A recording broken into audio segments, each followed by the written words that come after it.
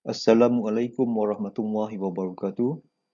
Okey, untuk minggu yang pertama ni, kita akan terus kepada bab yang kelima, pengangkutan di Malaysia. Okey, topik ni telah ditentukan oleh pihak HQ MARA. Jadinya kita akan belajar juga bab satu, 2, 3 tu, tapi mungkin dalam semester yang kedua. Okey, untuk tajuk bab 5 ni, kita akan mempelajari jaringan pengangkutan di Malaysia. Yang pertama sekali kita ada jalan raya ataupun lebuh raya.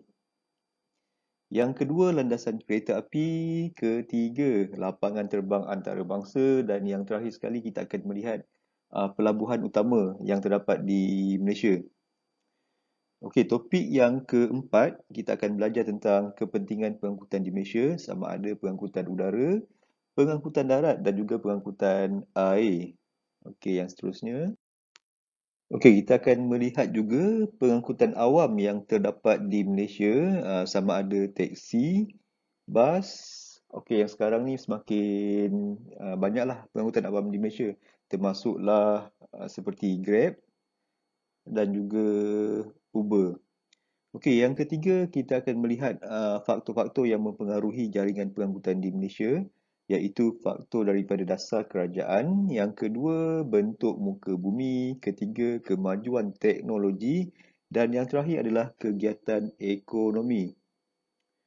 Okey, tajuk yang kelima kita akan melihat kepentingan pengangkutan awam di Malaysia.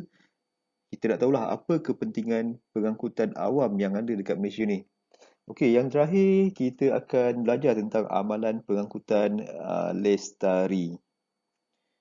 Okey. Okey, tajuk yang pertama sekali 5.1 pengangkutan darat di Malaysia. Okey, jaringan jalan raya di Malaysia. Malaysia mempunyai jaringan jalan raya yang maju dan cekap. Jaringan jalan raya lebih tertumpu di pantai barat berbanding dengan pantai timur semenanjung Malaysia. Okey, kenapa jalan raya ni lebih tertumpu di kawasan pantai barat berbanding dengan pantai timur Malaysia? Okey, pantai barat ni contoh macam Selangor, Melaka. Okey, berbanding pantai timur seperti Kelantan. Okey, pantai barat ni lebih banyak dimajukan jaringan pengangkutan. Okey, kenapa? Okey, sebabnya dekat pantai barat ni dia ada pelbagai kegiatan ekonomi. Maknanya bila ada kegiatan ekonomi yang banyak, dia akan menyediakan peluang pekerjaan yang banyak. Jadi bila banyak peluang pekerjaan, contoh macam kita ada uh, sektor perindustrian, kemudian perbankan, perhotelan, pelancongan. Okey, jadi bila banyak peluang pekerjaan, ramai orang akan tertumpu di kawasan pantai barat semenanjung Malaysia. Dan ini menyebabkan kawasan ini dimajukan dengan sistem perhubungan jalan raya. Okey, berbanding dengan kawasan pantai timur semenanjung Malaysia, bila dia kurang kegiatan ekonomi ataupun tak berapa nak ada, jadinya dia punya sistem pengangkutan tu kurang dimajukan. Okey, yang kedua, lebuh raya dibina untuk mempercepat dan memudahkan perjalanan.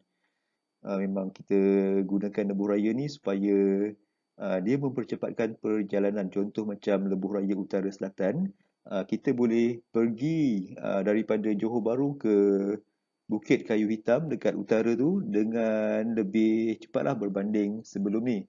Okay, maknanya bila ada lebuh raya, kita punya perjalanan tu boleh dipercepatkan. Okey, kita tengok lebuh raya utama yang terdapat di Malaysia. Okey, yang pertama sekali kita ada lebuh raya utara selatan dekat dalam peta tu. Daripada Johor Bahru sehinggalah ke Bukit Kayu Hitam.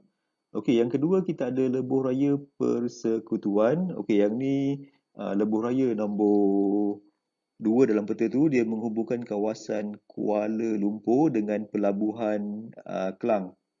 Okey, yang ketiga kita ada lebuh raya Kuala Lumpur Karak. Okey, kalau lebuh raya Kuala Lumpur dan Karak ni, dia menghubungkan daripada Bandaraya Kuala Lumpur ni ke kawasan Karak. Okey, yang keempat kita ada lebuh raya Pantai Timur. Okey, lebuh raya pantai timur menghubungkan antara kawasan Karak, Gambang, Kuantan dan juga Kuala Terengganu. Okey, kemudian yang kelima kita ada lebuh raya timur barat. Okey, lebuh raya timur barat dia menghubungkan antara Jeli dekat timur dan barat dekat negeri Perak iaitu di Gerik. Okey, kemudian kita ada lebuh raya Kuala Krai, Gua Musang, Kuala Lipis nombor 6. Okey, kemudian kita ada lebuh raya Tun Razak nombor 7 menghubungkan antara Gambang ke Segamat. Dan nombor 8, kita ada lebuh raya Pan Borneo, masih dalam proses pembinaan. Okey, lebuh raya Pan Borneo ni dia menghubungkan daripada kawasan negeri Sarawak sehinggalah ke negeri Sabah. Okey, dari Sarawak tu kita ada kawasan yang bernama Sematan, kita boleh berhubung ke Kuching. Seterusnya ke Sarike, Bintulu, Miri. Kemudian diputuskan oleh negara Brunei Darussalam yang warna putih tu. Kemudian ke atas sikit kita ada Sindomen, Beaufort, Kota Kinabalu, menghubungkan ke Kudat, Ranau, Sandakan, Lahad Datu, Semporna dan juga Tawau. Okey, lebuh raya Pan Borneo merupakan salah satu projek infrastruktur yang terbesar di negara kita yang menghubungkan kawasan pedalaman dengan bandar-bandar di Sabah dan Sarawak. Okey, maknanya kita punya lebuh raya Pan Borneo ni dia adalah lebuh raya yang sangat penting di kawasan Sabah dan Sarawak kerana kawasan bandar ni dapat berhubung dengan kawasan pedalaman ataupun luar bandar. Maknanya bila ada lebuh raya ni perhubungan tu mudah dilakukan. Okey, yang seterusnya kita lihat jaringan landasan kereta api di Malaysia.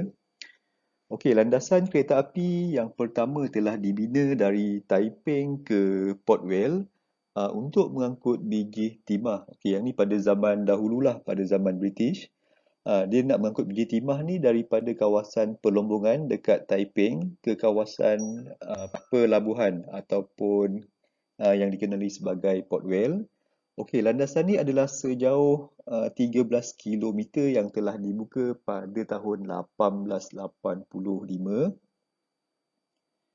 Okey, yang seterusnya kita lihat peta jaringan landasan kereta api di Malaysia. Okey, untuk landasan kereta api ni kita ada 4 kawasan yang penting. Okey, yang pertama sekali kita ada landasan kereta api utama di Semenanjung Malaysia yang menganjur daripada Padang Besar dekat Perlis ke atas sekali tu ke Johor Bahru dekat Johor, dekat bawah sekali.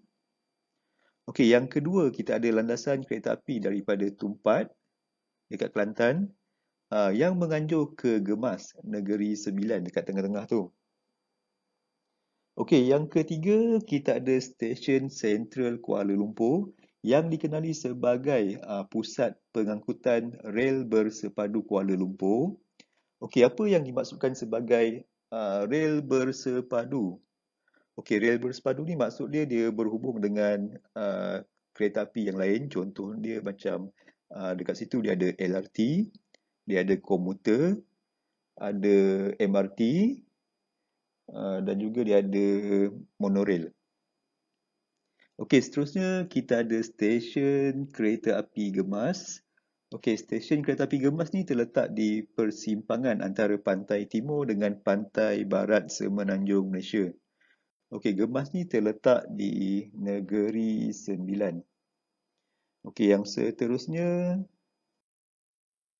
okey, kita tengok dekat Sabah pula. Sabah ni kita ada beberapa stesen. Daripada atas tu kita ada Tanjung Aru, Papa, Beaufort dan last sekali adalah Tenom. Okey, dekat Sarawak pula kita tak ada stesen kereta api ataupun tak ada jalan kereta api. Okey, yang seterusnya